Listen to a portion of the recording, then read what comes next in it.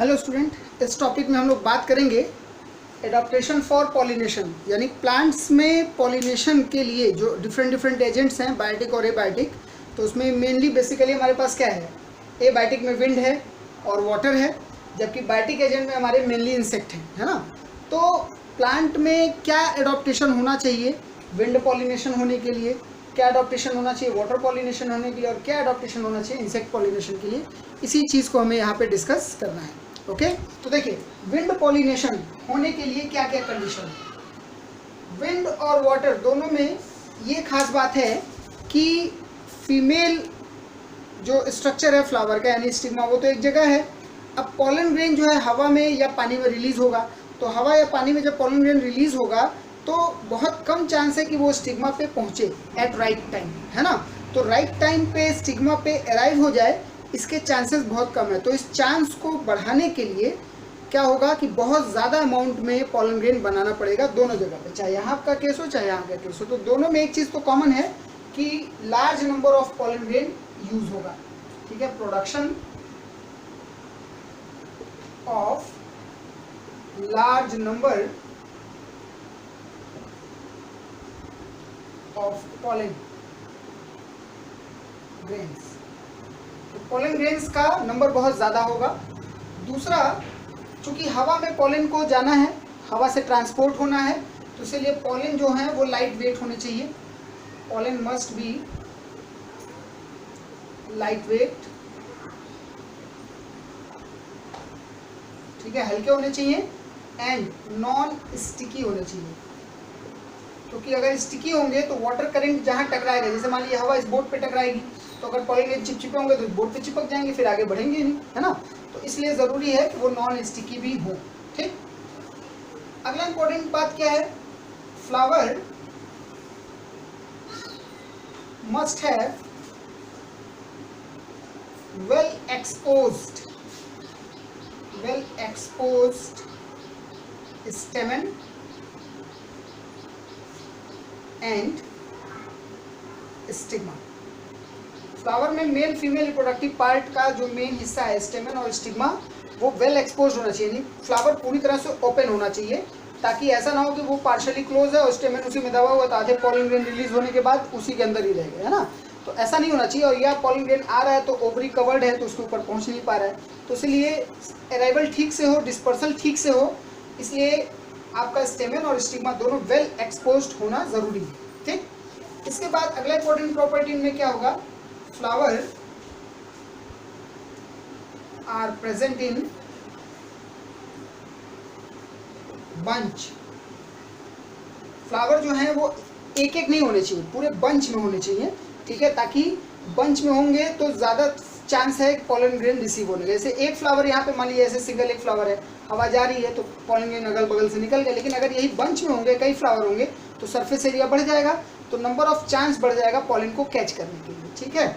इसके बाद अगला प्रॉपर्टी क्या होना चाहिए, single ovule in ovary.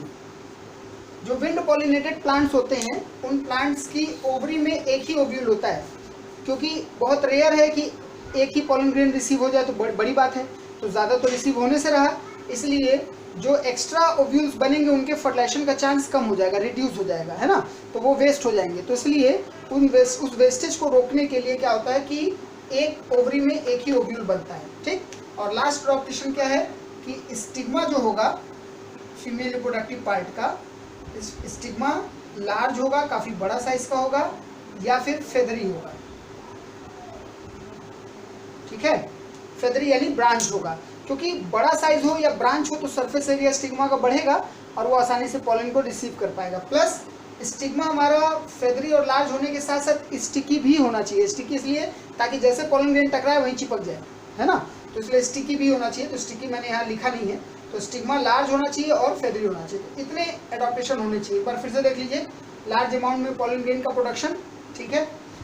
Pollen जो है वो नॉन स्टिकी और लाइट वेट होने चाहिए क्योंकि हवा में ट्रांसपोर्ट हो रहे हैं। फ्लावर पूरी तरह से वेल एक्सपोज्ड होना चाहिए ताकि स्टेमन और स्टिग्मा प्रॉपर्ली दिखाई दे। फ्लावर जो है वो बंच में होने चाहिए ताकि ज़्यादा चांसेस बढ़ें पॉलन को रिसीव करने का। और फ्लावर का जो ओवरी होगा, ओवरी में एक ही ओव्यूल होगा ताकि फर्टिलाइजेशन आसानी से हो ठीक है, वेस्टेज ना हो, और स्टिग्मा जो है वो लार्ज होनी चाहिए या फेदरी होनी चाहिए या फिर क्या होना चाहिए, स्टिकी होना चाहिए। ठीक है, तो ये अडॉप्टेशन आपको मिलेगा विंड पॉलिनेटेड प्लांट्स में। वहीं वाटर पॉलिनेशन की बात करें तो यहाँ पे भी large number of pollen grain बनेंगे, लार्ज नंबर ऑफ पॉलन। ठीक है, तो दोनों में देखो विंड पॉलिनेशन और वाटर पॉलिनेशन दोनों में पॉलन ग्रेन बहुत ज़्यादा बनते हैं, क्योंकि चांस को बढ़ाना है, फर्टिलाइजेशन के चांस को बढ़ाना है कि पॉलिनेशन सक्सेसफुल हो पाए। तो जाहिर सी बात है अगर 1000 पॉलन ग्रेन निकले हैं तो 1000 में से 2-4 ही सक्सेसफुल होंगे, बाकी डिस्ट्रॉय हो जाएंगे। तो एक ड्रॉबैक ये भी है कि ज़्यादा से ज़्यादा पॉलन ग्रेन यहाँ पे वेस्ट भी होते हैं। ठीक है, शायद इसीलिए नेचर ने ज़्यादातर प्लांट्स को इंसेक्ट पॉलिनेशन के लिए अडॉप्ट किया है। बहुत कम प्लांट हमारे होते हैं जो विंड या वाटर पॉलिनेशन शो करते हैं, है ना, तो उनकी संख्या काफ़ी कम है। तो इसलिए ये एक इवोल्यूशन के हिसाब से एक निगेटिव ट्रेड है, एक हार्मफुल ट्रेड है।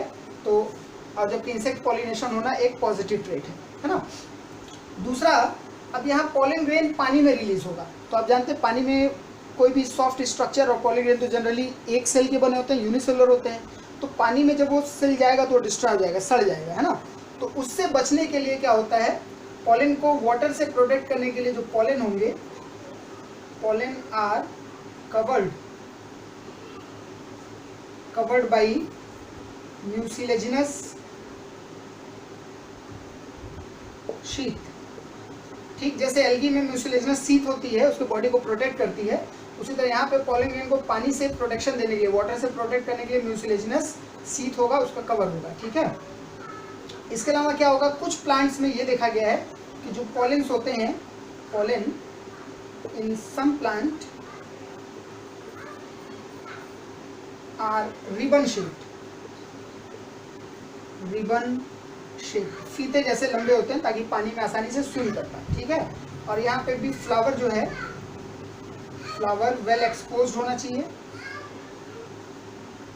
ठीक है, ताकि उसके भी मेल फीमेल रिप्रोडक्टिव पार्ट पूरी तरह से दिखाई दे, वेल एक्सपोज्ड हो। ठीक है, तो ये एडॉप्टेशन आपको कहाँ मिलेगा, वाटर पॉलिनेशन प्लांट्स में।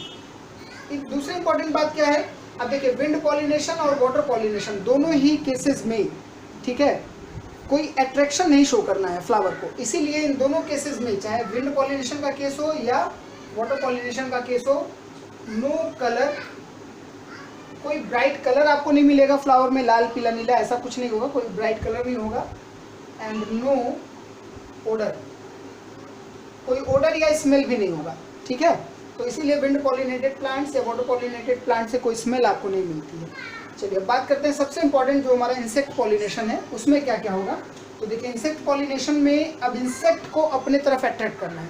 ठीक है, तो इंसेक्ट को अपनी तरफ अट्रैक्ट करना है तो ब्राइट कलर होना चाहिए फ्लावर में, ब्राइट कलर